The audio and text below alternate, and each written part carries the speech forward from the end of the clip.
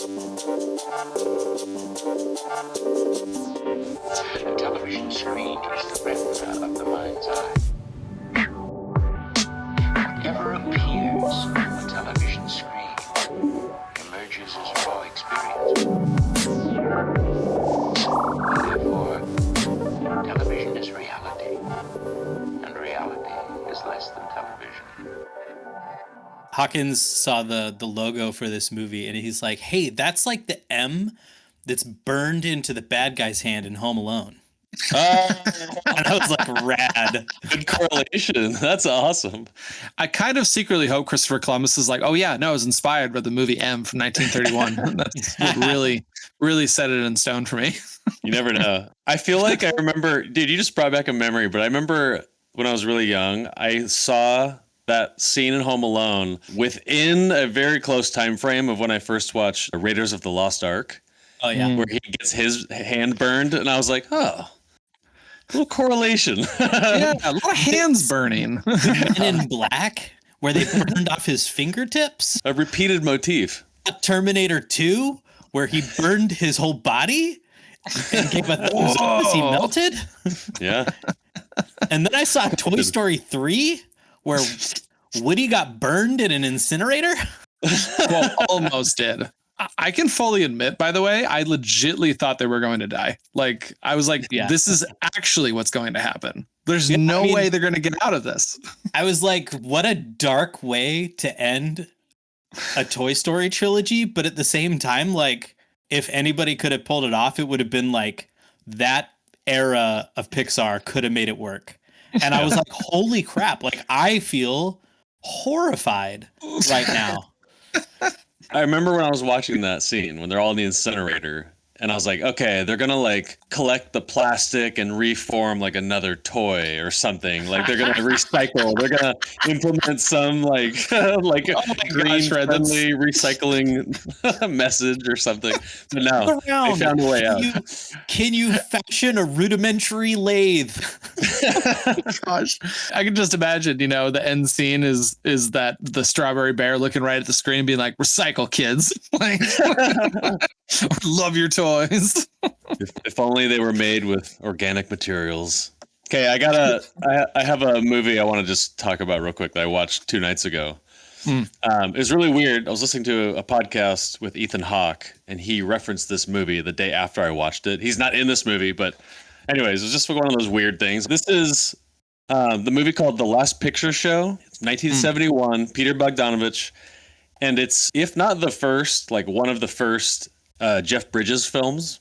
Oh. And dude, he looks like he's like 16 in this movie. It's really cool to go back to like the beginning of an actor's career to see how much either better they are or just like to see how they've filled in like all the gaps and become a master at their craft. But dude, he's not even what I wanted to talk about. Sybil Shepherd, this is her first film for sure. You know when you watch a movie and you like fall in love? Dude, Sybil Shepherd is like a 10 out of 10 hotness. Yeah, I'm like blown away at how hot. And there's some nude scenes, which is cool. But she's like jaw dropping in this movie. Red. I don't even know if I would recommend this movie to anyone. Like, I wouldn't recommend it to everyone, but like, geez. If you're a Sybil Shepherd fan, though. Dude, yeah. Oh my Lanta, she's nuts. But this is a black and white film set in the 50s, but came out in 71. So I had to keep going with this black and white theme that we've been on. There you go. Nothing like a good voyeuristic peep show. Yeah, dude. Oh my. Oh, by the way, I'm glad we didn't pick it, but this could have gone in the small town category that we had a few months back. This is a lot of horny small town kids together in a swim pool. Gosh. I recommend it for the cinephiles, but not for the faint of heart. The first big crush I ever had on an actress was, I can't remember her name right now, but she was in Monk. She wasn't the original nurse for Monk. She was the second one. Okay, hold on. Let's look this up. Yeah, look it up real quick. I think her name's like Natalie something. But I remember watching it and I was like, whoa, she's kind of pretty. And then I thought, whoa, she has like really short hair. I think I kind of like girls with short hair now. Natalie Teeger. Yes. Yep. Okay. Yeah, All I right. think she was like my first like big actress crush ever that I Yeah. actually like thought about a lot. Yeah, mine was Olivia Dunham in Fringe. Anna Torv is the actress's name, Mm. and oh my gosh, I like, whew, whew. But it's funny. I've seen her in other things, but I just don't really like her. She's from Australia, and I don't like her accent. But when she speaks with an American accent, it's like, oh man. But yeah, she's my first and last like actress that I've like had a crush on. I kind of want to save this because eventually I know we'll watch it. I'll just talk a little bit about it. But in True Romance, I was dating this girl for like 6 or 7 months, and I watched True Romance for the first time, and I broke up with my girlfriend the next day because I like fell in love with this type of personality and this completely different person portrayed by Patricia Arquette. Dude, like the girl in True Romance, this girl is nothing like the girl that I'm with. And like I'm kind of in this weird phase of life where I'm thinking long term for once. Mm-hmm. I dumped her the next day and like always remembered that. And it's funny, like my wife, Allie, she has a lot of the same traits as this character does. Truly like loyalty. She's just like got my back at all times. She's hot. And like just and I don't know. I always think about that. I'm like, that movie literally changed my life. Did you tell your girlfriend that that's why you're breaking up with her? No, I kept that to myself, but I thought you're a real man. So right now you've broken up with two girlfriends that we know of because of movies. One was True Romance. The other one was the Batman Returns due to Penguin's butt. okay, so this is high school. This is me like rendering reality and like figuring out what I want in life. These movies literally transformed my mind, and I'm so grateful for movies. I mean, okay, we're up to two, so you just need to break up with another handful of girls, and we can do a whole theme of just movies that made me break up with my girlfriend. Or maybe I'm out of material because I'm married. Like, There I don't know. I mean, maybe you've broken up with more than the two girlfriends you've told us about. So we'll eventually uncover them as you remember them. so there are a couple movies on your list, Harrison. I actually have some like personal stories about that. I'm gonna wait the movies picked to talk about them. But like, I was like, oh my god, I don't know if I should share that story. or I definitely am gonna tell that story when we watch that movie. This list, it was simultaneously the hardest and easiest list. Dude, I know. Like it was really hard to narrow it down, but now I haven't like double checked it. I'm like, well, I know they're all good. The irony of you saying that is I just changed one of my entries like 20 minutes ago. So now I'm ready. The ballot is in. It's over. I could change them, but I'm not sure my list would be better. It would just be different. Yeah. Mhm. There's no wrong choice. Between the three of us, we had some absolute bangers on there that I was like, oh, They're all so good. There's like 4 that I'm too afraid to put on. there were a couple of those too. Yeah. But I got brave enough to put Donnie Darko on. Did I? I swear I put Yeah, Donnie Darko. you did. You did. Okay, I'm cool. down for that You one. did, and I'm I was impressed. too scared earlier, but now I'm brave. The one change I did, I don't know if it makes me brave, but I think you'll appreciate it, Scott. So I've been slowly chipping away at Interstellar with my oldest, and he's. no way. I mean, you know Hawkins. He's like curious and intellectual, right? Yep. Mm-hmm. And he sits and watches like Veritasium videos and stuff like that on YouTube, constantly asking me about black holes, and I'm like, listen, let's just watch Interstellar.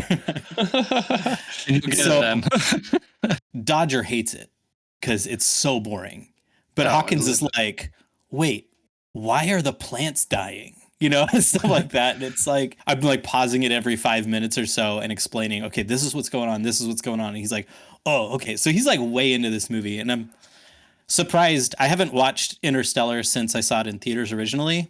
And it's not from a lack of liking it. I just, not really a media rewatcher or reader, stuff like that. But dang, it's good. Like, I think it's my favorite Nolan film. Like, it doesn't feel Nolan-y. It just feels like grounded like Nolan, but it doesn't feel like a Nolan script. It's surprising. I need to rewatch that. I'm fully aware. I just like the first time I watched it, I couldn't not be bored, kind of like your How old is Dodger? Like 4? You're channeling your inner 4-year-old. Yeah, like when you told me that, I was like, Dodger, I feel you. I was like, wait, you're I like, understand you. you're such a little kid. What does that say about me? But and it's funny. I was listening to someone else talk about it, and they were talking about like the father-son aspect of it, and I was like, I don't remember that part of it at all. I completely tuned out. This is over 3 hours. Like what? This is how long is this? Why?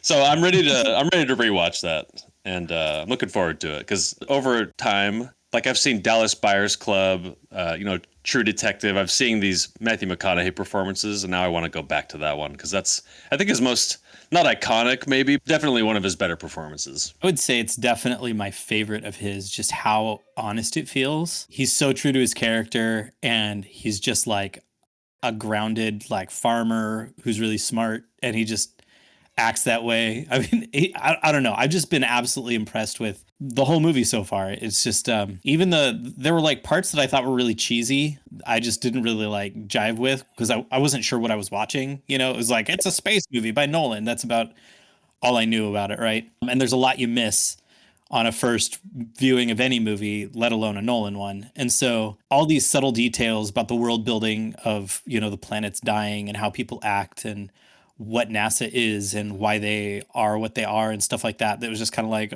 okay, I'm watching a thing. But now watching it, I'm like, dang, this is like really, really good script writing. There's a lot of depth to it. Yeah, the last time I watched that, I didn't even know who Timothée Chalamet was. Just thinking about that. I didn't realize that it was Chalamet in there until I started watching it this time. And I was like, oh man, he's such a punk little kid. Yeah.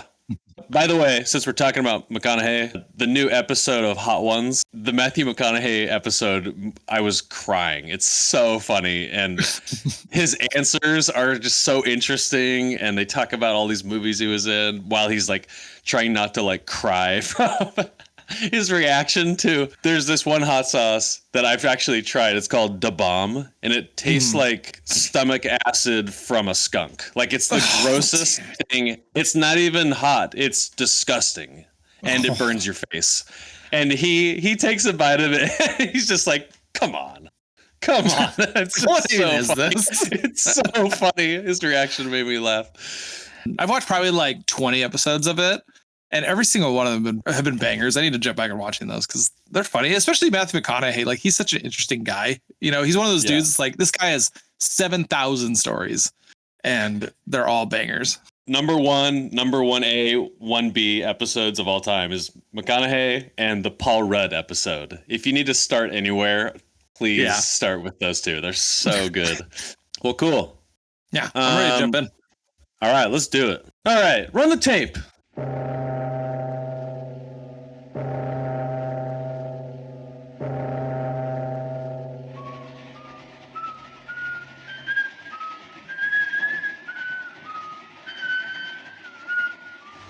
Wie heißt du denn?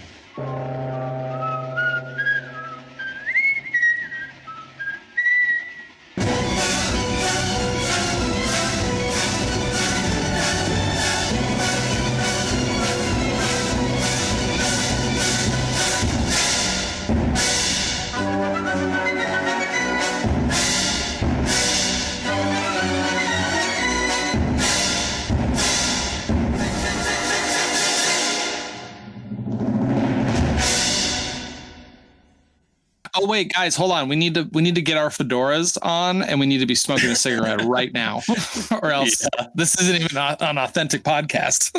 There wasn't a lot of smoking in this movie. I don't know what you're talking about. That scene when they're all sitting down, and the news is coming out about this guy killing these kids. Everyone has a pipe. Everyone's got a big old stogie in their mouth, and there's just smoke flying in every single direction. I can almost smell it through the TV. I smell like a cigarette after I watch this movie. Little scratch and sniff on the DVD cover. Yeah, exactly. You open up the DVD and it just goes poof right in your face. You're like, there you go. The good old smell of Weimar tobacco. You have to wear a smoker's jacket before you push play on this one. We're continuing our coverage of the theme of the team. And this is a really interesting one when it comes to the theme of the team, because I wasn't expecting there to be one. Then I was like, oh, okay, there kind of is one. I like this. And this came from your list, Ren. Why don't you give us a quick little rundown? Well, yeah, it's funny. Both my selections kind of graze on that team aspect, but they do qualify, so that's nice.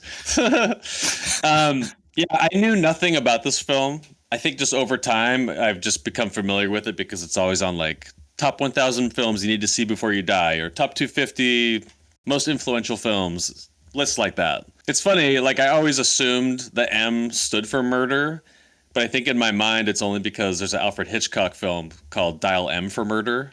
It's really weird because this is a 1931 film. That's so freaking old. Like, it's wild. What? That's before World War II. We'll talk about where this fits historically for sure. Yeah. I got a lot to say. Just some interesting. I was like, this has to be like the first film about a serial killer. Turns out it's not. It's the second. I just found this interesting, so I'll share it. But the first ever serial killer film was a 7-minute Portuguese film in 1909 called The Crimes of Diego Alves, based on the exploits of a notorious 19th century criminal. And today, you can actually see at the University of Lisbon, you can go and see his preserved head in a jar. And I went and looked at the picture. Dude, that's where creepy. I want to end up. That's where I want to be. Yeah. He's eternal from here on out. But yeah, it was really cool. Just kind of give some background on just like my viewing experience of this. But I think this past 2 or 3 years in particular, I've really been trying to go back in like film history. So I put together all the films I've seen since 1960, and I was like, well, that's kind of a wide range. That's like a 30-year difference between M and 1960. It's crazy to think about that. But I've just been getting my mind blown by the cinema gods, and I'll just kind of rattle through here just some of my favorite movies I've seen just from like 1950. But recently watched Sunset Boulevard, Asphalt Jungle, Late Spring. Most recent one that I loved was The Third Man. Out of the Past, Vampire or Vampire, however you want to pronounce it. I've talked a little bit about that with Scott. So back to 1931, the oldest movie that I've seen is The Passion of Joan of Arc, which came out in 1928. And just being candid, it's beautiful. It's an artifact. It's beautiful in its own way, but M is much more entertaining. I felt way more involved in the viewing. The tension that it builds, the composition, the cinematography, way more entertaining than The Passion of Joan of Arc. So that's my context behind all this. And I just think that when you can kind of go back in time and watch these films, like I could totally see how someone new to like old film could just kind of be bored with M. But it's kind of unbelievable how good it is for how old it is. And all that is to say, I appreciated this movie immensely, and I had a great time. But I want to know, like Harrison, like what did you think about this viewing? And don't get to the end or anything, but just kind of share some of your thoughts.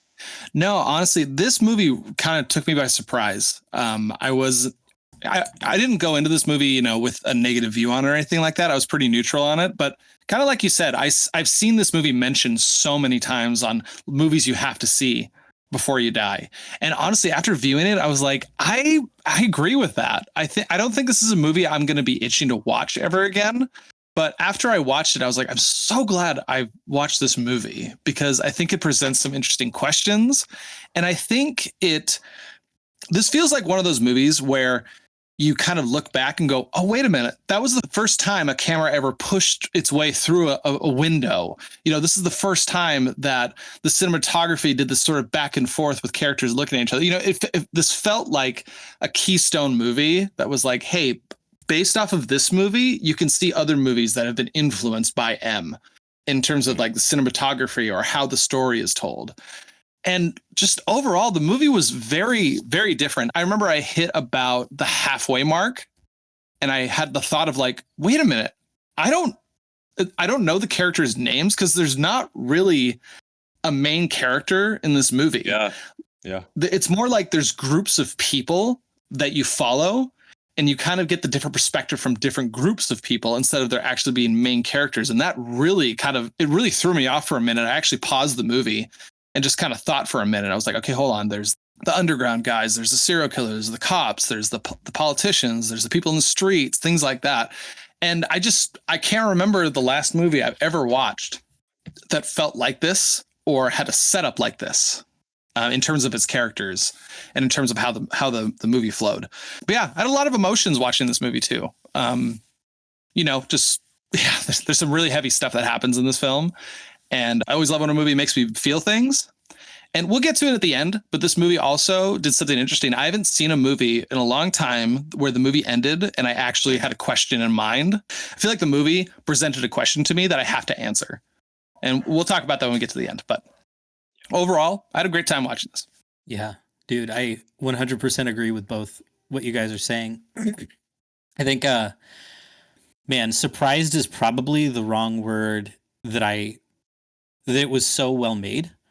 But probably pleased, like I was like, wow, I didn't know that they could do this back then, like this is almost 100 years ago, but the filmmaker, Fritz Lang, like, I think the previous movie that he had made was Metropolis, and that was a silent film.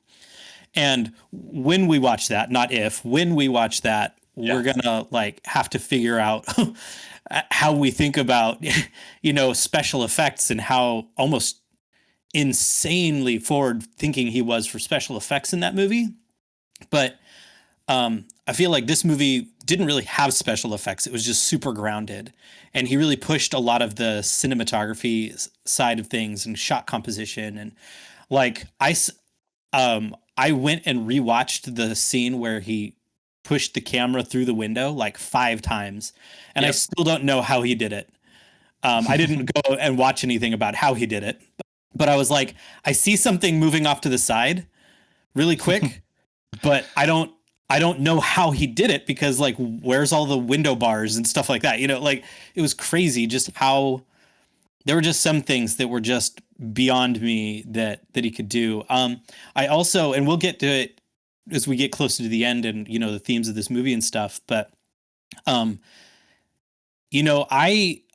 like, he had me hook, line, and sinker exactly where he wanted me every scene of this movie. Like, I felt exactly the way he wanted me to.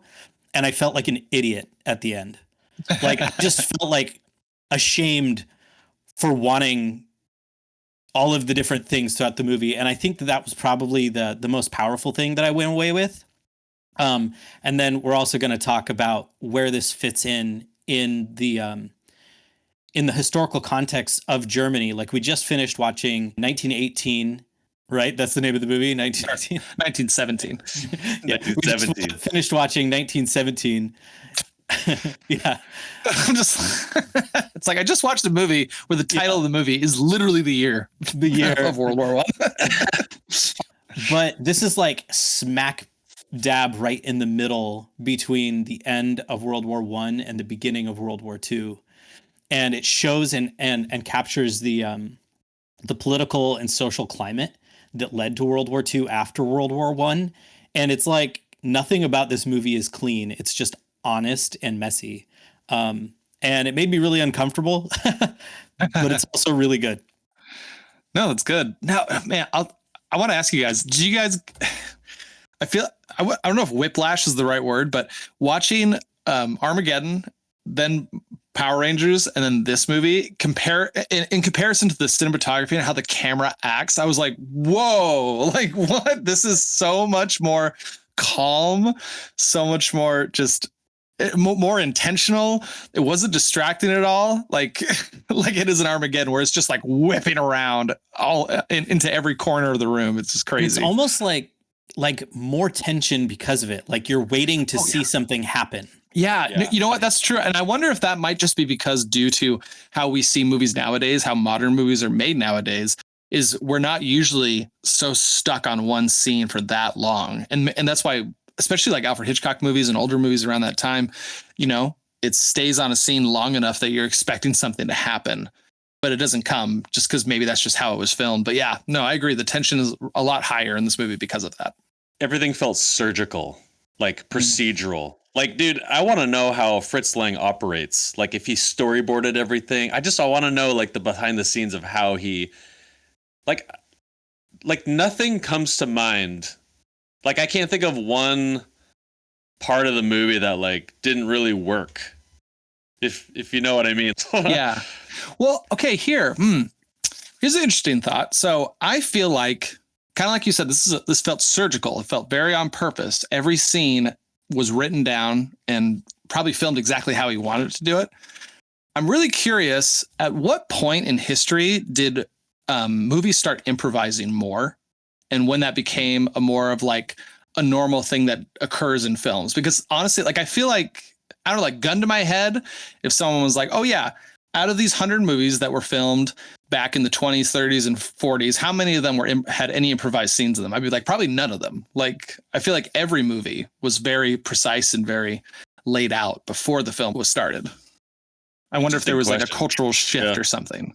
The term that comes to mind is fix it in post, but you couldn't really fix it in post this time. Yeah. It makes me think of, I was watching, I don't know if you guys have ever seen like some of the deleted scenes from the beginning of Star Wars: A New Hope, where Luke is with Biggs still on Tatooine before Biggs goes off, and he like looks into the sky and he's like sees the space battle going on up in the atmosphere and stuff like that. That was all cut out because the editor, whatever her name is, like she very famously like saved the movie in the editing booth. She like reorganized the film a whole lot and gave it a whole lot more tension and compared to Lucas's original script. And it makes me wonder, like, was that I know that as another comparison, like the Beatles, they went on tour and then they had such a terrible time on tour. They were like, we're never going to go on tour and do live again. And because of that, they were able to just like make the Lonely Hearts Club Band and stuff, because it was all studio produced after that. And it was kind of like this definitive switch where they simultaneously like elevated and killed the music industry in the way that the Beatles do, I wonder if there was like a moment in film that happened, or if there was a slow shift in technology change or budgets or something like that. Dude, I love that. I love that you just brought that up. Yeah, definitely feels like that. Well, one thing you said the word tension. I was kind of like watching this, I was expecting like music to play because, all you hear in the beginning is the murderer's whistle, which I looked it up. The name of that, I was like, is this like Beethoven? Like, what is this? But it's called In the Hall of the Mountain King by Edvard Grieg. But later on in the film, there's no music that comes in. And I was like, oh, this feels really old with no music. And then I found myself getting more and more like into the film. Like it actually built the tension in a completely different way that I eventually began to like really appreciate as the movie went on. There are so many parts of the movie that I really liked. There was just one scene I wanted to talk about because Fritz Lang, all that he shows you is the silhouette, the shadow of the murderer that kind of steps over the little girl as she's kind of bouncing that ball on the sign, explaining, hey, murder on the loose, $10,000 reward, or however much it was. And then the viewer, you don't really know who it is. And then one of the inspectors, he's kind of reading that handwritten note that they find. And he's explaining like the psychology of the murderer. Because he does this with his letters, he's probably kind of a weirdo, or he keeps to himself. And then it shows the actor, Peter Lorre, and he's looking in the mirror. And he probably looks lethargic, signs of madness. And as he says the word madness, Peter Lorre opens his eyes with the double middle finger.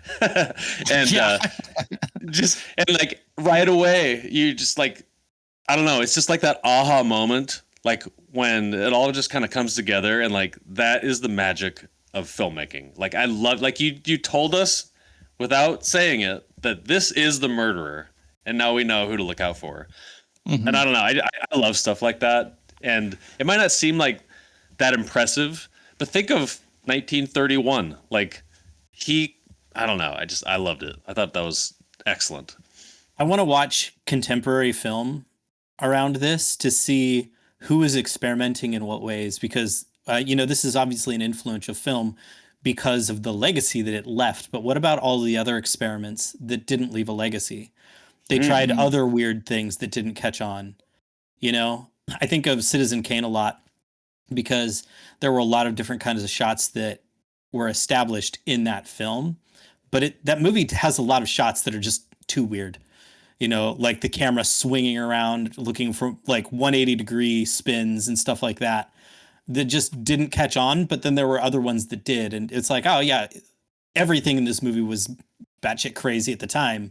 But some of them were impactful and some of them were not. But I feel like there's literally only one shot in this movie that I was like, yeah, I don't really want to go look up that guy's package from under the table. Dude, yeah, That shot was basically incredible. Yeah, no, yeah, that one I was like, what is this? Like, what are we supposed to like glean from this? I was so confused. Some explanation for that, but it's supposed to be like the child's point of view. That was one thing I saw. I was like, maybe, I don't know. Maybe. No, what was it? I would, talking about, experimental shots in this film that maybe didn't catch on. Correct me if I'm wrong, but like there's a couple shots in this where they do the back and forth conversation shot, but the camera is like, it's like they're talking to the camera. They're not talking over the shoulder of someone. They're looking directly at it. Like there's one scene when all these men are sitting down at a dinner table and they're reading through the news article. And then one of them gets up and he's accusing the other guy of potentially being the murderer. And they argue back and forth and they're yelling right directly into the camera. And I feel like you don't see that very often. So maybe that might be one of those that's like, yeah, it didn't really catch on. It just, because when I saw it, it felt uncanny. It felt like, whoa, okay, that's a little different than what I'm usually used to seeing. Dang, now I want to go watch like the original 12 Angry Men and see how they handled small room table arguments in such a long film. I watched it forever ago, but I think we need to dig that one up for Cinema Slime sometime in the future. Well, what you're talking about off that scene, when they publish the murderer's note into the newspaper, dude, just think about back those times where everyone is reading the same newspaper. Nothing's scattered as far as like information. That's where people get their news. And the paranoia that would set in if you're in this kind of isolated little town, you have a child murder on the loose. There's kids everywhere. There's adults everywhere. I thought the film was really effective in like making me kind of feel paranoid about that too. It kind of like fractures everyone in the city. And then you kind of see it cracking the murderer too, because he's paranoid and he doesn't want to get caught. And dude, just there's so much that is conveyed through Peter Lorre, his eyes. And it just made me think of like Stanley Kubrick, and like everyone in his films has these deep eyes. We know that Kubrick was a student of old film. I think he probably recognized that, and that's why he implemented it in his movies. But it's just iconic. Like, I don't know why. There's something about, you can just like, the reason his performance is so effective is because he believes it and you can see it in his eyes somehow.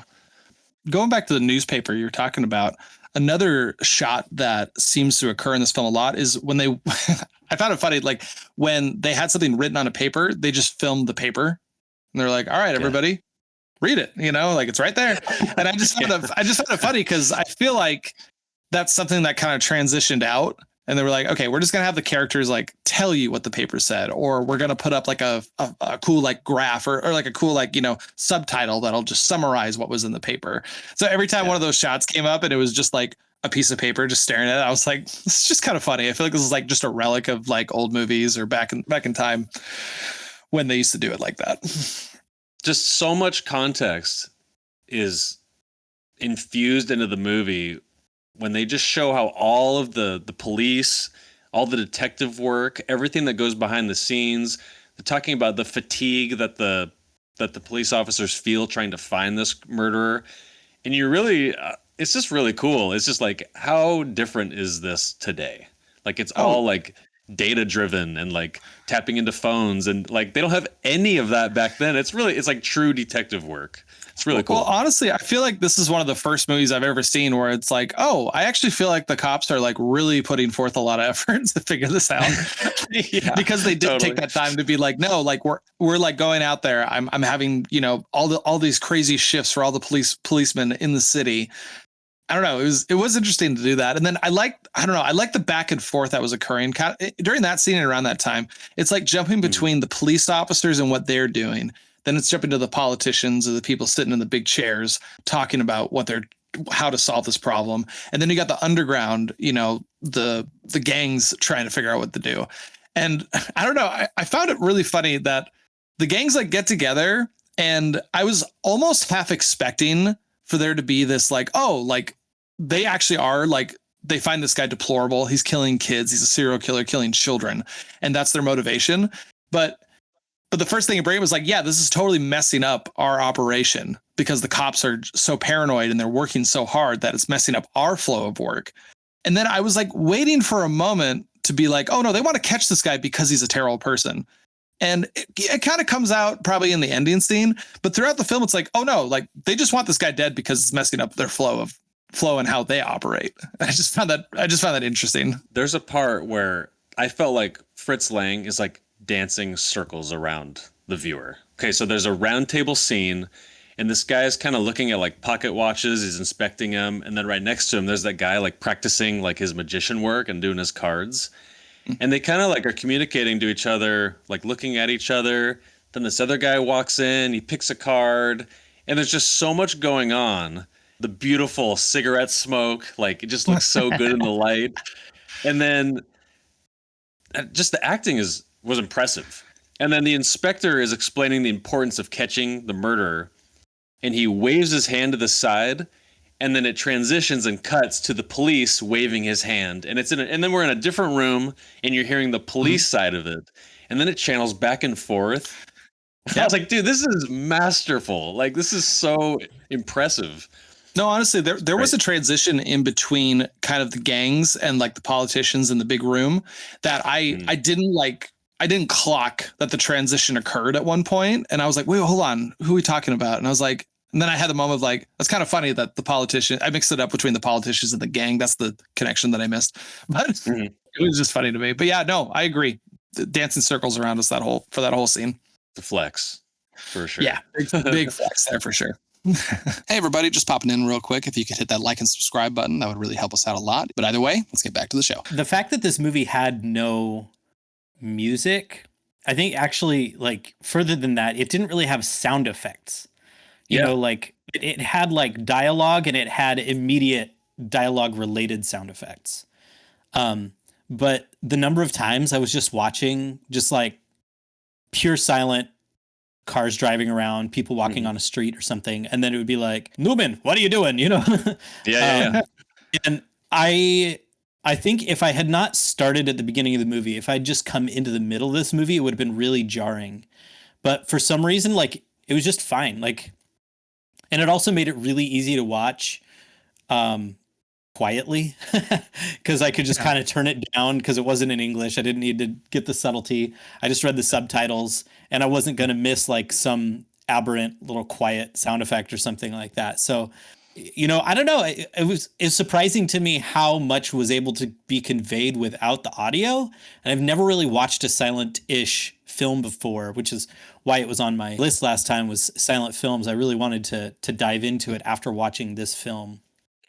I think what I'm trying to say is that there is a lot more that can be conveyed through limited parts of film than I think we realize. Like I've always kind of thought of it like, well, you don't really need the special effects, or you don't need grand sets or whatever. And sometimes they're really important. Sometimes it's really important to have a helicopter shot showing Gimli running across the mountaintop in New Zealand. That really captures Middle Earth in a way that The Willow never did, especially for these smaller drama style stories. Like, I mean, you don't really need the special effects.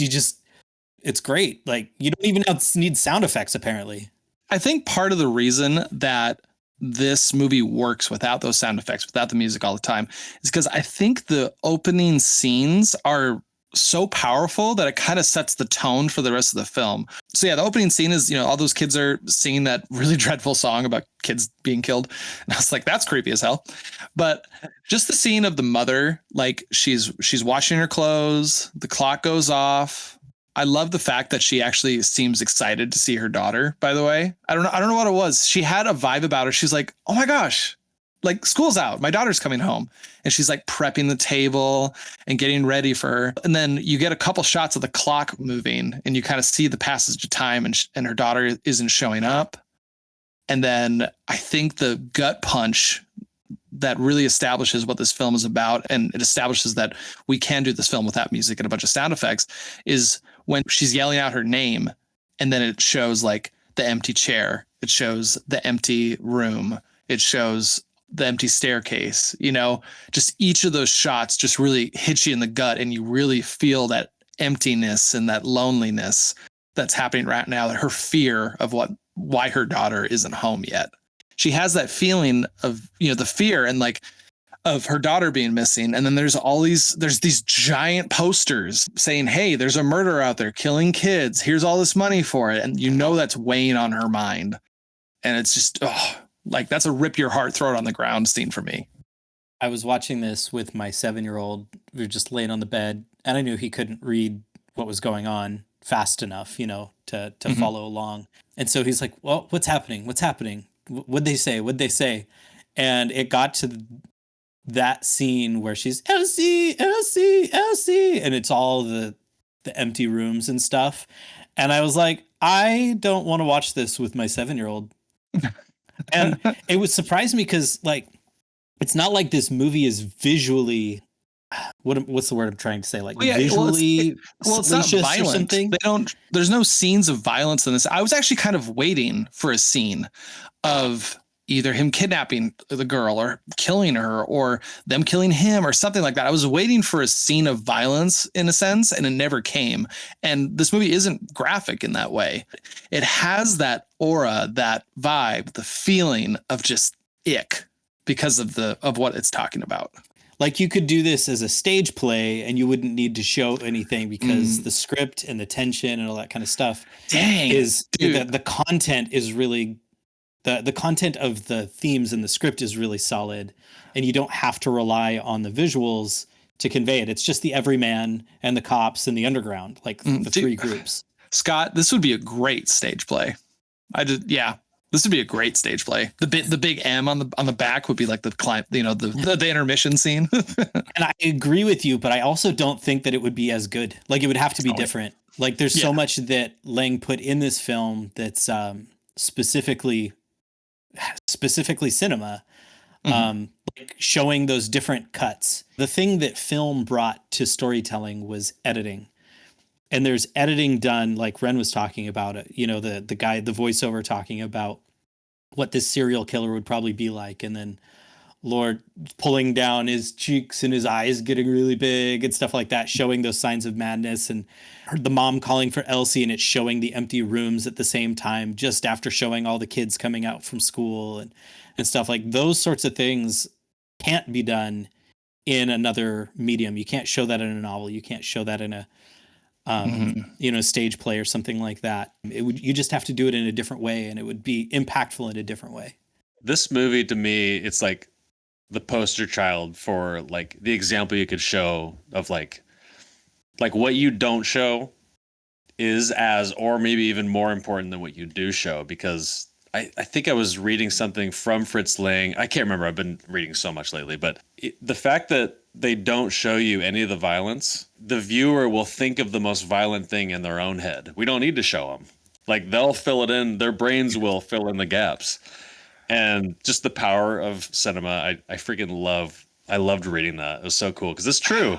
I think the most violent part of the movie is when they're like pushing Peter Lorre down the stairs and he like hits his head, like when they're in that basement doing that kangaroo court system that they set up. It's like that alone, I'm pretty sure he hit his head. Like you just blew my mind. It's so true. It's like we're coming up with the most gruesome things in our mind as to what's happening. Like the closest we get to, I believe, is when they're talking about the case and they say something along the lines of like, well, I mean, every kid we found is, well, we all know.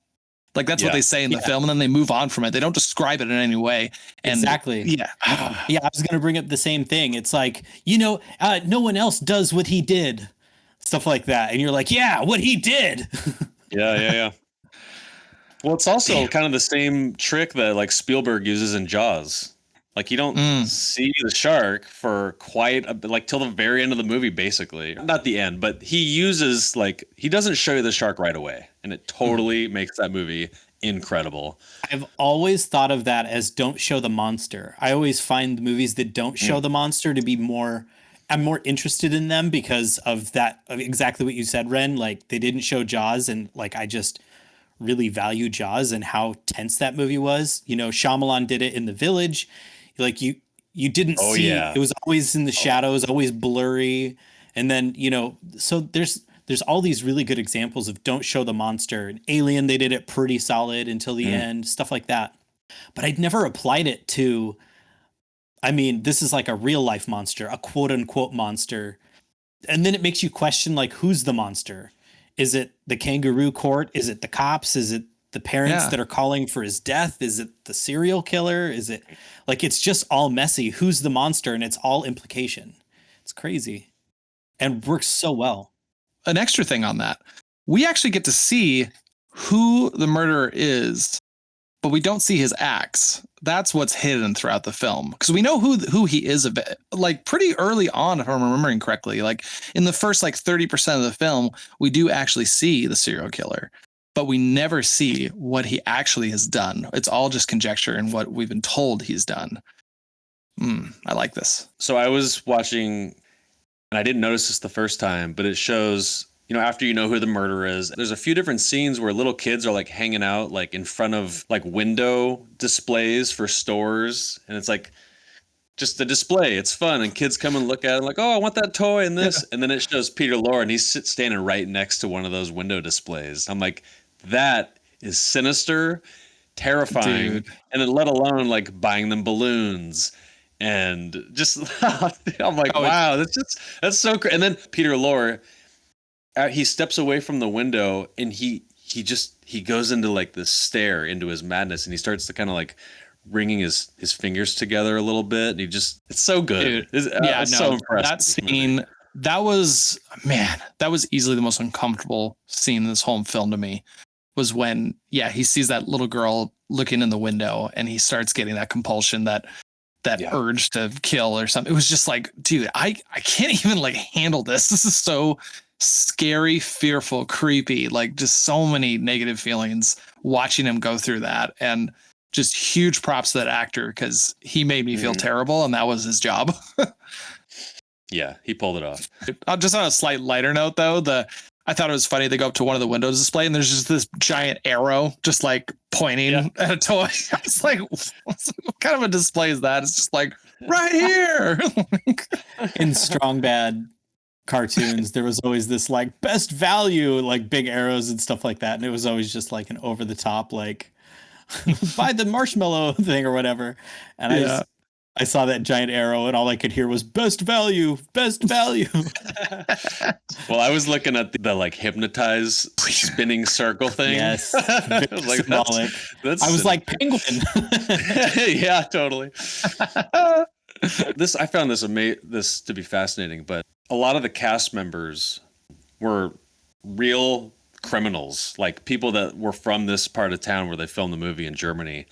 I guess throughout filming the movie, 25 cast members got arrested. So they had to like constantly be replacing actors or extras and stuff in the background.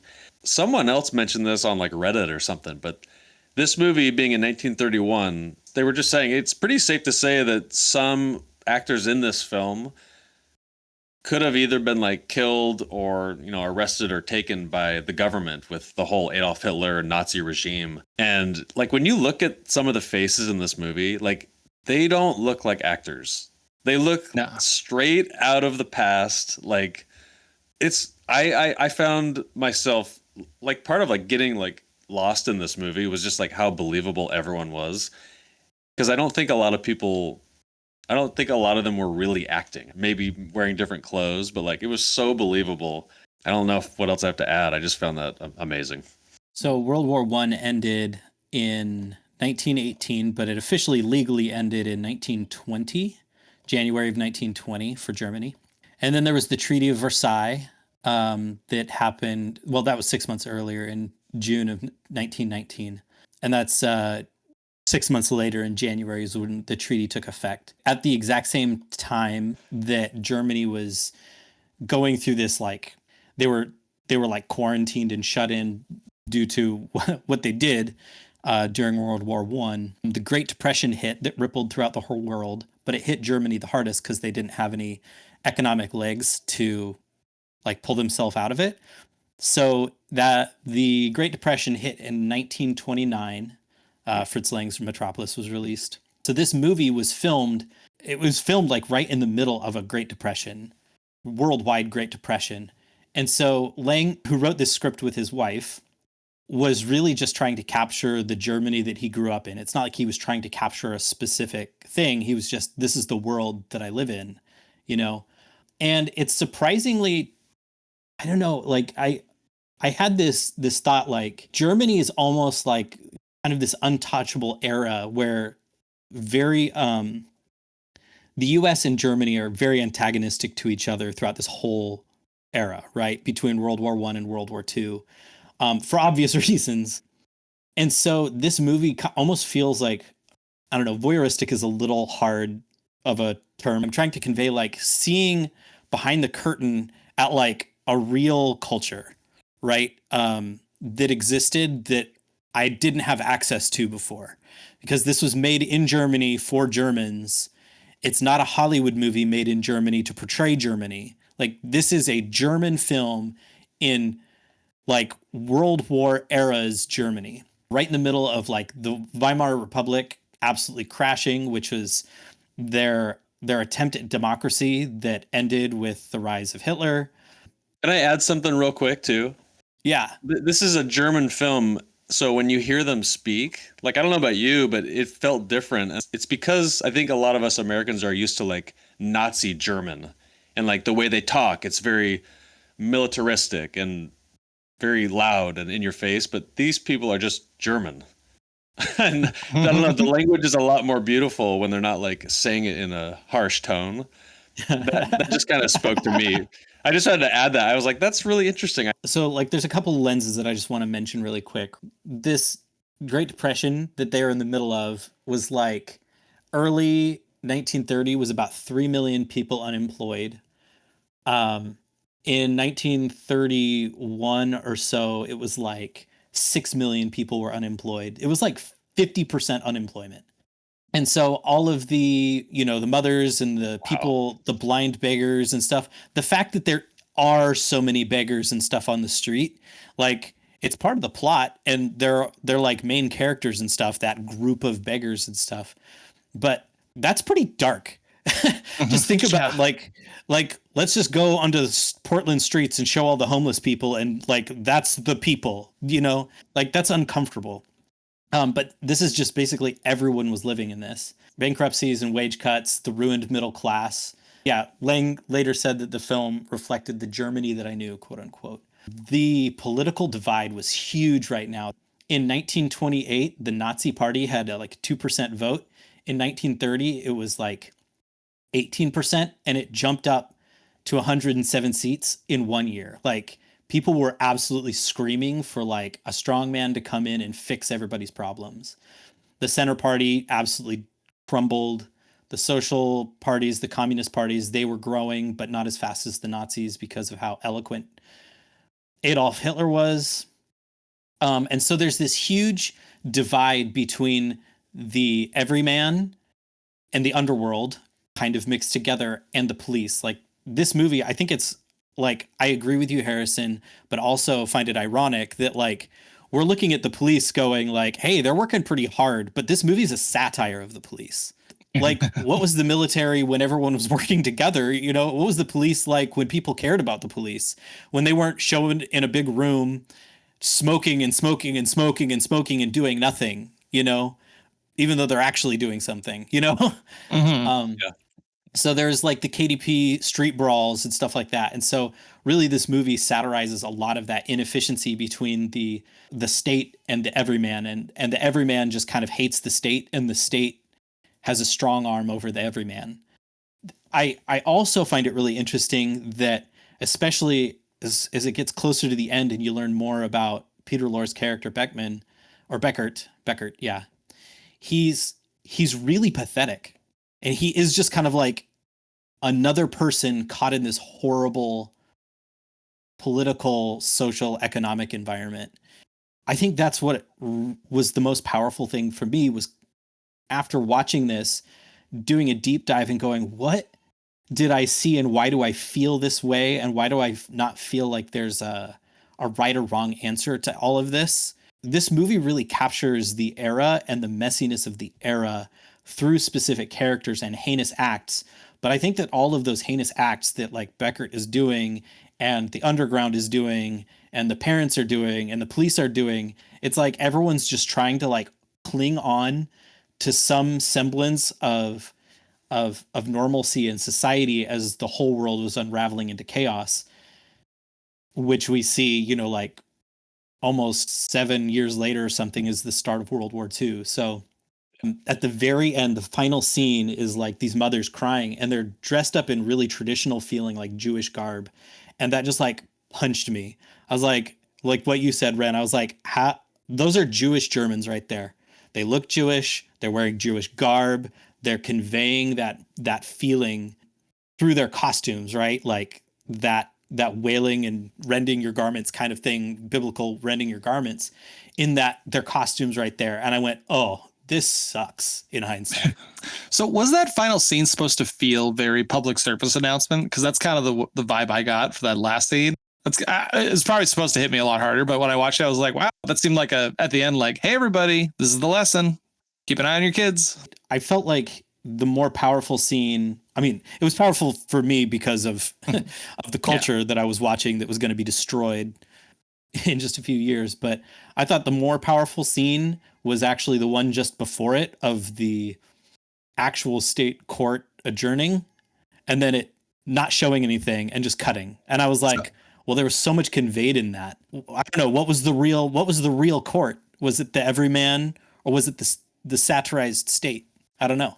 I mentioned this at the beginning that this is one of the few films I've watched where at the end I was like, I feel like it posed me a question.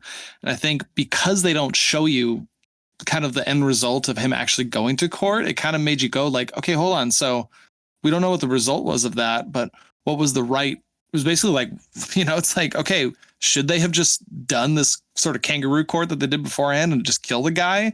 Or should they have handed him over to the police and had them go through the actual, steps of going to trial and all this stuff and him having a chance of getting off? Like it was, I definitely sat there for a little while just contemplating both of those options and trying to decide which end of the spectrum I landed on. It was really interesting. I think that's the beauty of this is that so many people can interpret the ending in so many different ways because there are people that are just like, they should have killed him. They shouldn't have even had a kangaroo court. And there's people like, no, justice needs to be served, needs to serve time in jail. And there's no wrong answer because they're both right in a way, I guess. I think that's what's so cool about this is that it asks you and it's individual. I agree with you. Like when it's over, you're just like, wait, what? Like, I need to like explore this. And that's amazing to have a movie make you want to question like maybe what you think or all that is to say it's powerful because when this movie was released, the Nazi party banned it. And if there wasn't some truth to it, they would just be like, oh, whatever, it's a stupid movie. But they knew that it would shape the way that people think about it. It's just amazing. It's such a amazing movie. Like a snapshot in time. Can I also just take a hard left and just shout out to how giant these freaking goblets of beer are?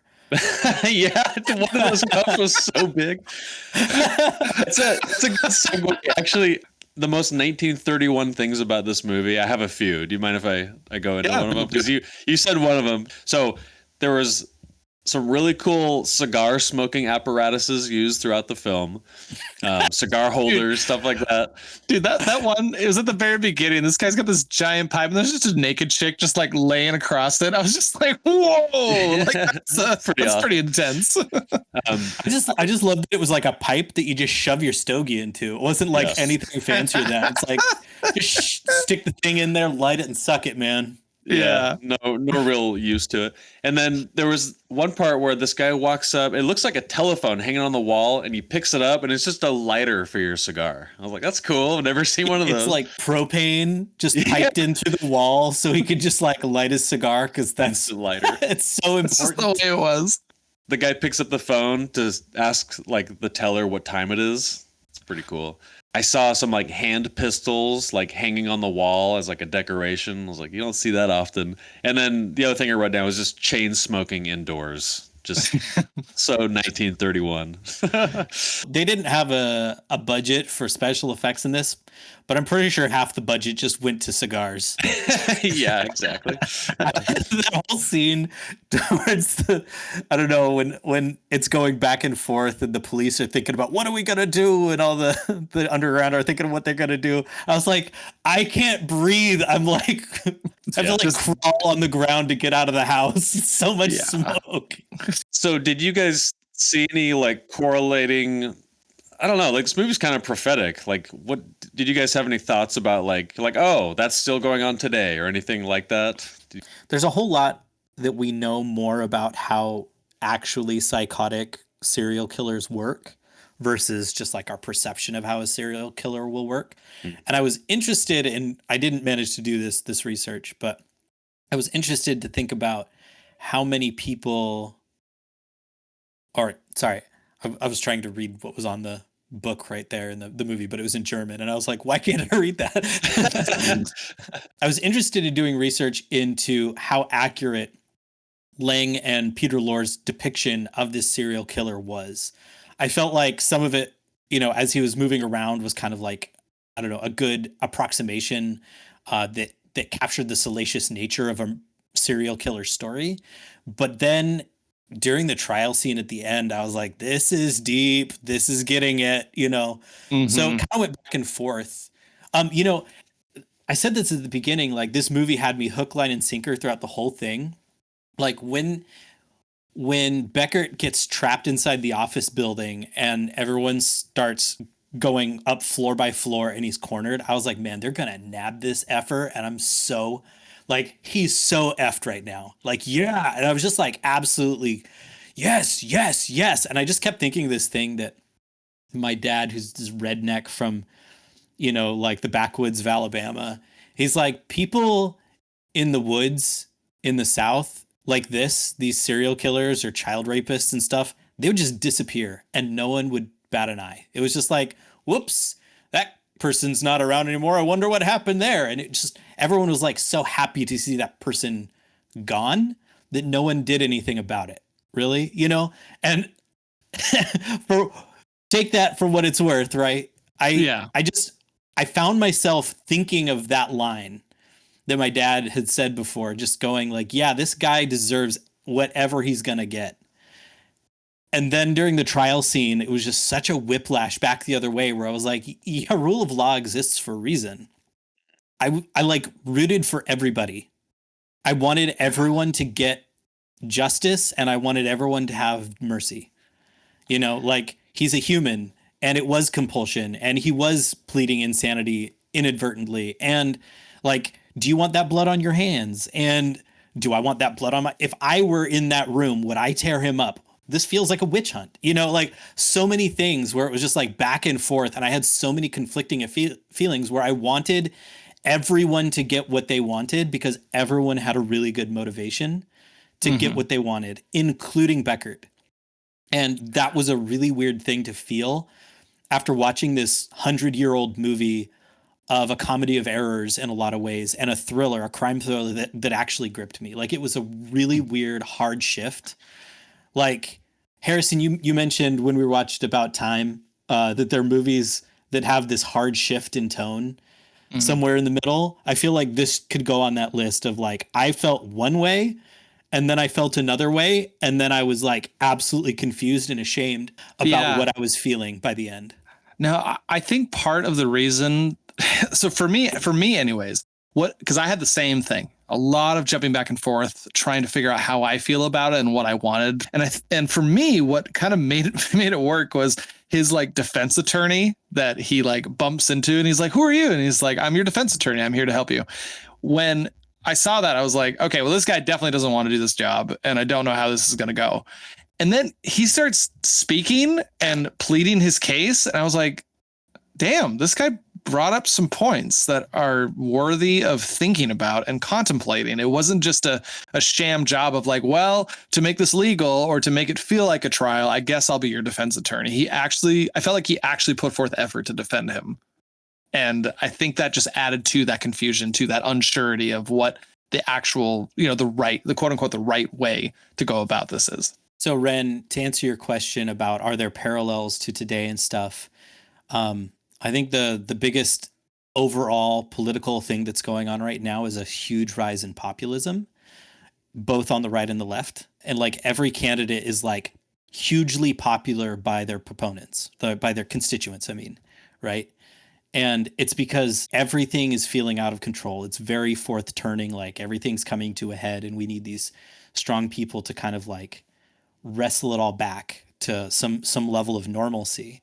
And that's kind of what I felt like when people are being brought to trial right now, or when some, big law gets passed, like whatever president or whatever state's doing it. Like if I step back and I look at it rationally, it's like, well, this is how I think, and there's not a right or good perfect answer that solves this.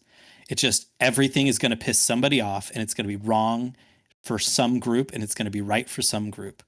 And it's just like these big bowling balls just like knocking people over from either side. And then you've got the everyman that's just getting more and more cynical and getting and affected very heavily by these decisions made by people with a higher paid grade than them. And that feels really similar to today. And it's not about right versus left or fascism versus Marxism versus nationalism or whatever the case is. Yeah. It's like there are people that are getting absolutely bowled over by decisions that serve a minority because there is no way to make a decision that serves a majority right now. And that's what this movie feels like. Everyone's just like caught in the middle of chaos, and very few people are causing the chaos. In this movie, it's Beckert who's a killer, but it's also like the press for printing the letter. It's also the people on the streets that are scared and they're starting brawls because a little sweet old man told the time to a little girl, stuff like that. These things are portrayed in a different way in this movie, but I think it captures this rise of chaos and what people are doing in a civilized society to try and combat the chaos from a systemic, like society kind of perspective. There's a part where the police come, they're talking to everyone. They're cracking down on all these little petty, like one guy's like, why are you wasting time on all of us pickpockets? Go after the murderer. And it made me think of like today, like whenever the government releases like a UFO or UAP footage, people are just like, release the Epstein files. And I was like, it's the same thing. It's just a little bit different. It's kind of funny. The scenes that kind of made me go like, this is interesting is when you mentioned it, Scott, that old man told that little girl the time, and then everyone starts ganging up on him and then accusing him of being a murderer. And there's a couple scenes where they do that, where someone just like says something and then they jump on it real quick and they're just like, wait a minute, why would you say that? Why do you think that? And they just start these brawls. And like, I don't know, like for some reason I looked at that and I was like, that feels more like a modern thing nowadays. Like right now, like, I don't know. I remember when I was 6 years old, I was walking to Albertsons, which was a good walk away from it. And it was just like, yeah, it's just the way it is. Like you can go biking, you can go wherever. Back then. And right now, like in the world we live now, I'm kind of like, I'll let my kid play out in front of my house, but I'm not going to send him to the grocery store or to the plaid pantry to go get a treat without me going with him. I don't know. It was just interesting to see it in a movie this old of people being paranoid about children, when I feel like there was this era where it was just like, yeah, kids just go outside all the time and it's not a big deal. So, I'm not going to dive super deep into the fourth turning stuff this episode because I've done a terrible job each previous episode and it's hard to catch the context and stuff.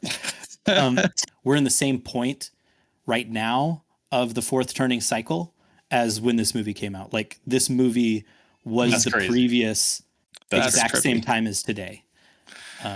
That's trippy, man. It's like history doesn't repeat, but it often rhymes. Yeah. Oh, definitely.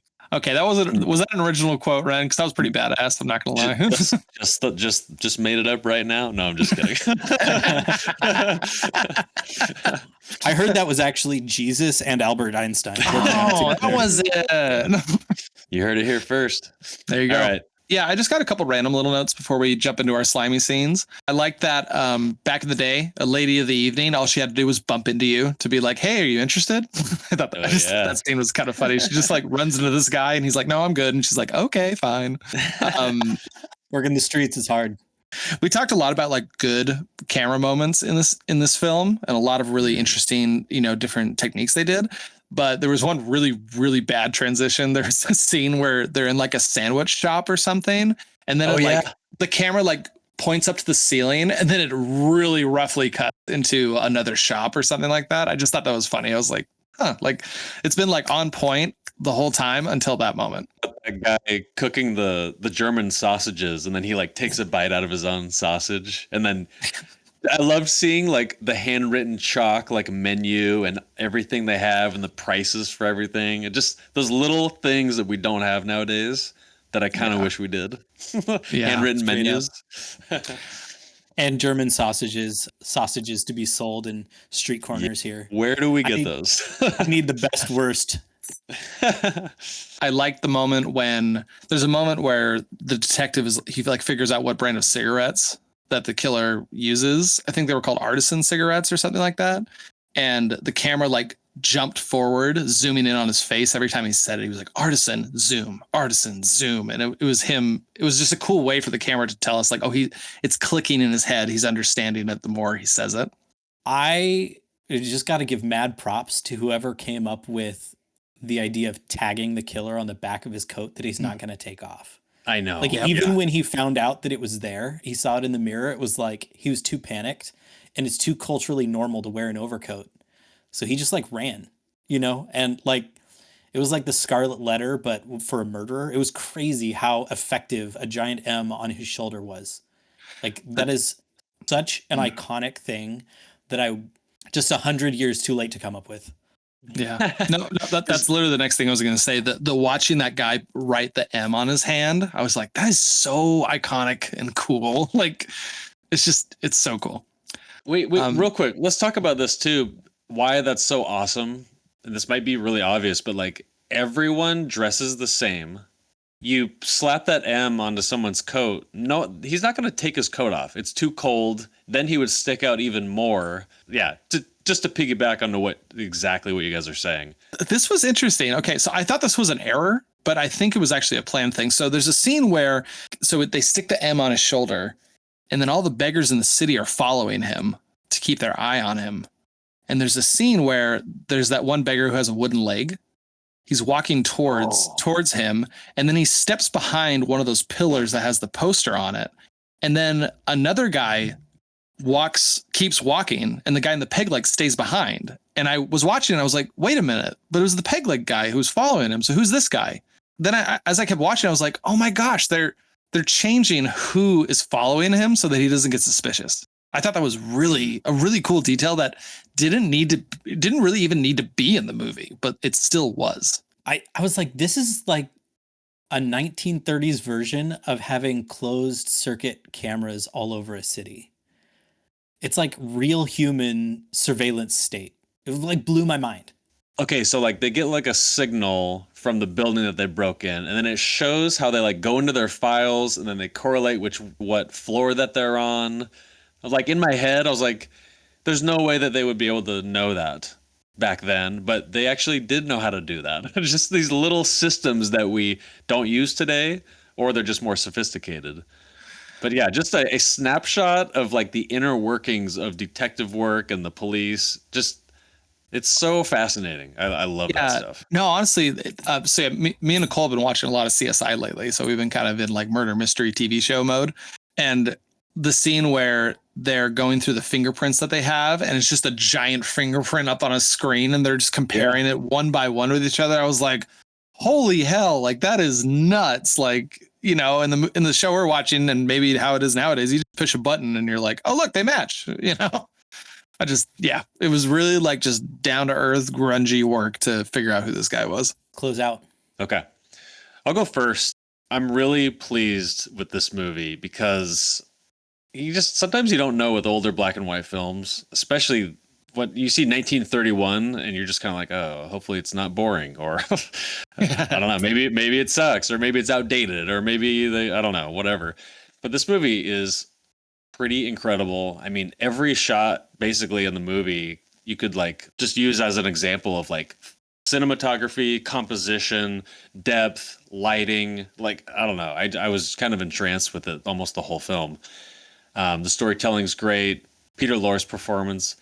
I'm going to challenge you guys. I'm going to pick one of the slimiest scenes, but we can't pick the main one where he's double middle fingering the madness in the mirror. So at the very end, when they're in the kangaroo court and the Schranker, like the main guy kind of heading like the investigation, he has the top hat and he's got the shadows kind of over his eyes, and he kind of like leans sideways over the counter and he shows the pictures of the dead children missing. That scene, that's my slimiest scene, if you can't pick the main one. I thought that was great. That guy's performance was awesome. Initially I think I was gonna give this like a 4.5, just because sometimes it's hard to kind of rate films, but then I realized I can't do that because this is like the precursor to so many great things in cinema that I love. I know that this movie influenced a lot of film directors and just kind of set the tone for like good filmmaking, storytelling, cinematography, all that. So for me, this is a 5. I'm also kind of curious. I had this in my notes earlier, but like when it shows the killer writing that letter to the newspaper, I was almost wondering if this movie influenced the Zodiac killer. I am talking out loud right now, so I need to do some research on the back end to see if he took inspiration from this movie. But yeah, a 5-star film. I really enjoyed it. It surprised me. It made me think, and I didn't walk away from it like on a high, just like that was an incredible movie, but it did make me think. And I think that's one of the most incredible parts about watching a movie. We kind of start off the episode about how like films have like made me dump girlfriends because I've just been I'm not thinking about things in the proper way, and this has kind of helped expand my mind and the way that I'm thinking about life. And I think this movie does that too, and it kind of questions you and like how do you want justice to be served, and what's right and what's wrong. How do you treat people who have done heinous, disgusting things? And yeah, it's an incredible film, and I'm glad we got to talk about it.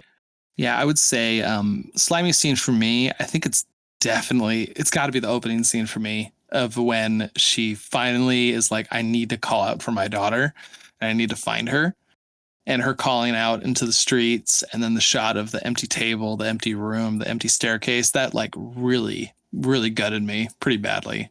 And I think it just established the tone of the film from the very beginning. I mentioned it a handful of times in this podcast where, when you're watching a film, there hits a moment where you realize what kind of film it's going to be. And this one set that tone really early and really hard.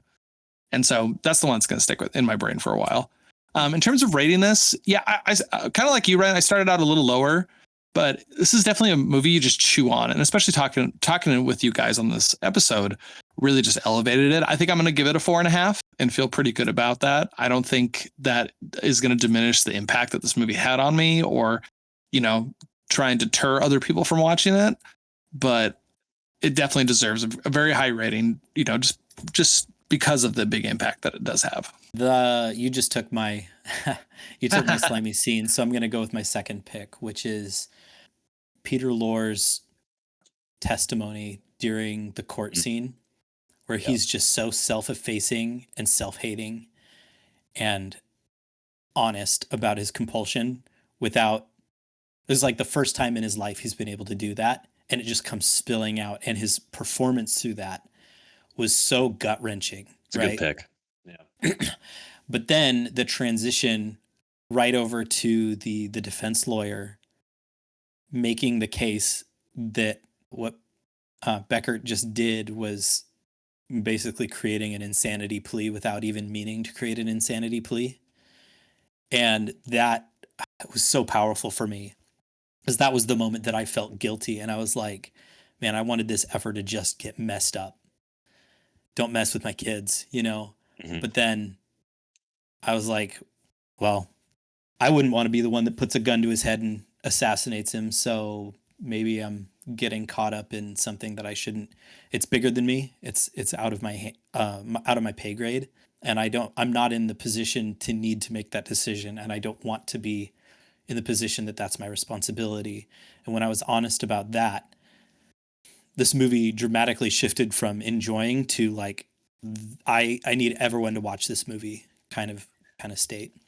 Mhm. Um, and as far as the rating goes, I don't know if I can rate it as high as Power Rangers. It's not that good, but I'd probably put it at a 5. Yes.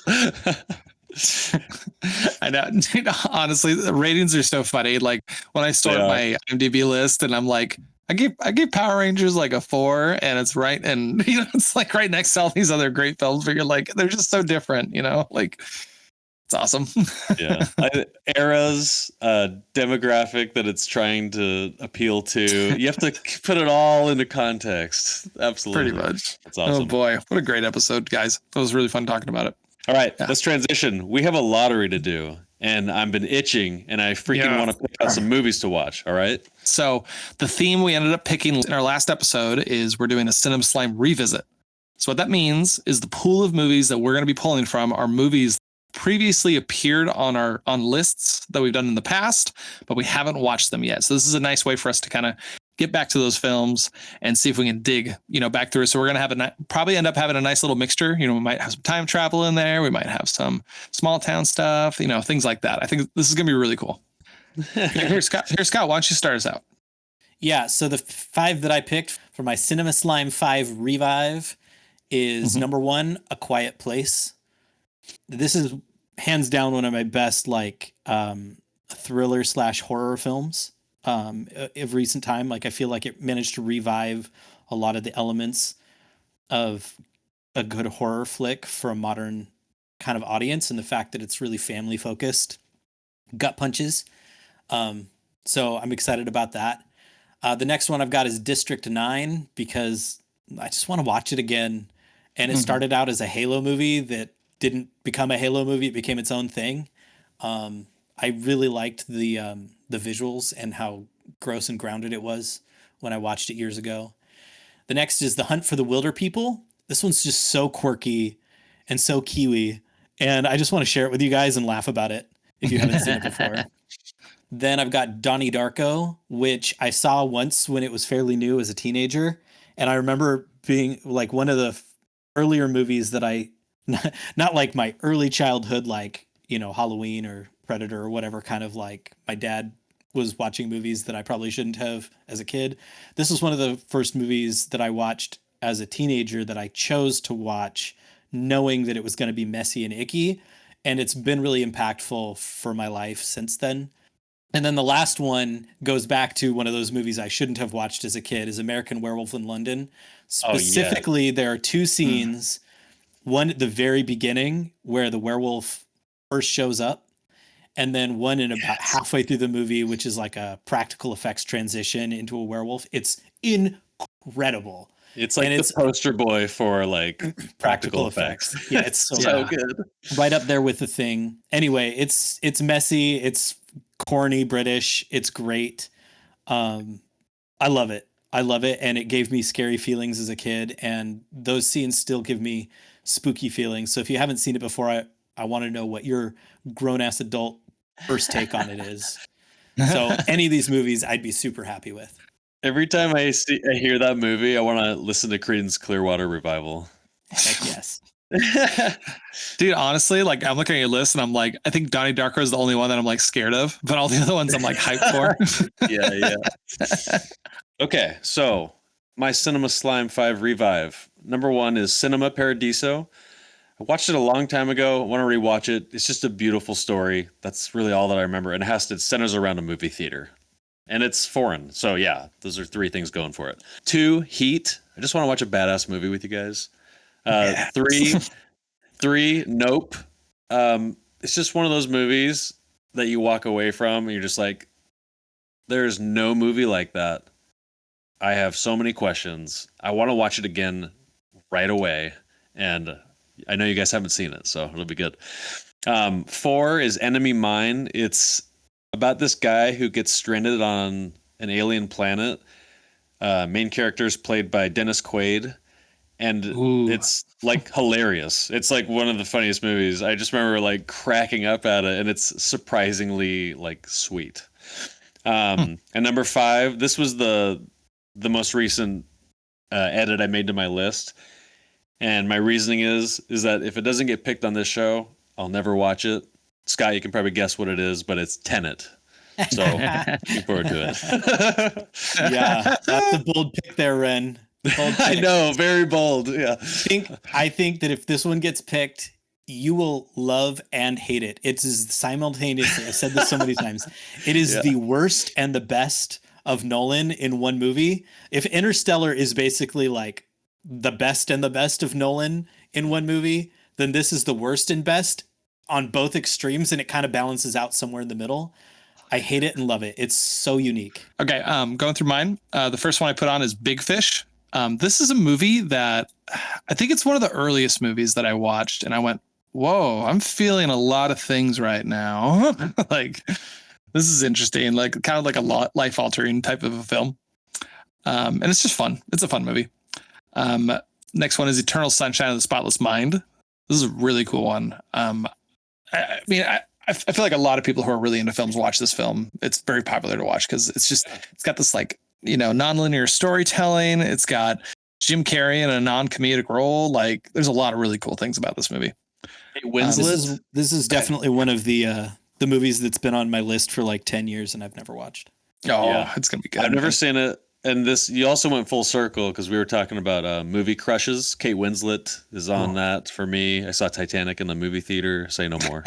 Yeah. You're like, whoa, a boob. A boob.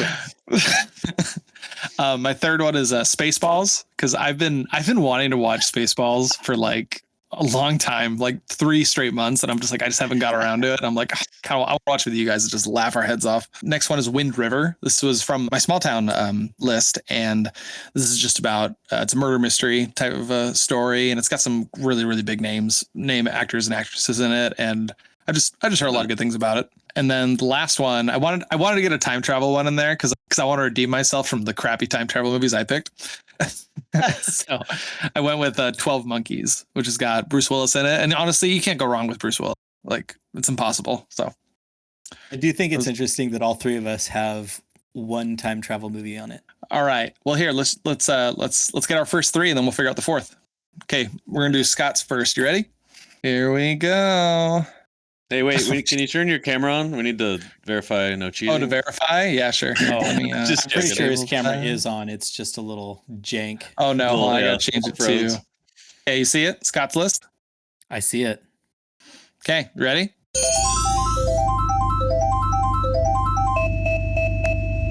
American Werewolf in London. That's what we're gonna Dude, watch. It is so big. Yeah, dude. Perfect. We're up to a really good start. All right, well, let's get to RENN'S and see what crap we're watching now. Yeah, absolute nonsense. Any predictions? Because I'm gonna guess Tenet. It's gonna be get Tenet. picked. Yeah, It's gonna be Tenet. I'm really hoping for Cinema Paradiso, if I'm Me too. being honest. dude. Revisiting all of our lists again, I was like, "There's no wrong choice. This is nice."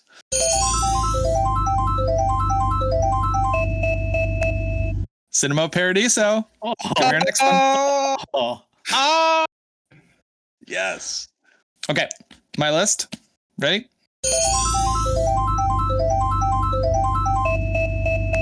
"12 Monkeys." Oh, my heart is Dude. also so big. Perfect. Dude, All we got right. some. Damn, that's a good lineup. All right. I'm excited So about this. pick 4, I think, is going to be Tenet or Big Fish.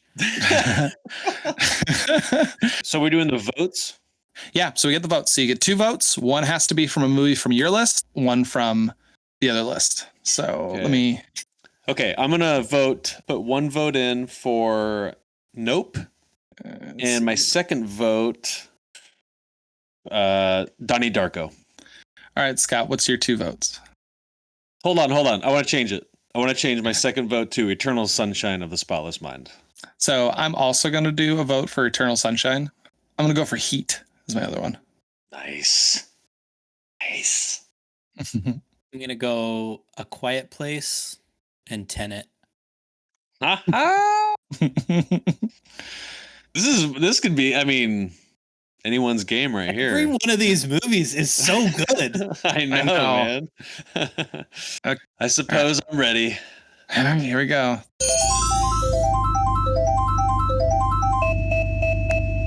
Eternal Sunshine of the Spotless Mind is going to be our fourth movie. Wow. Right We on. just went 4 for 4.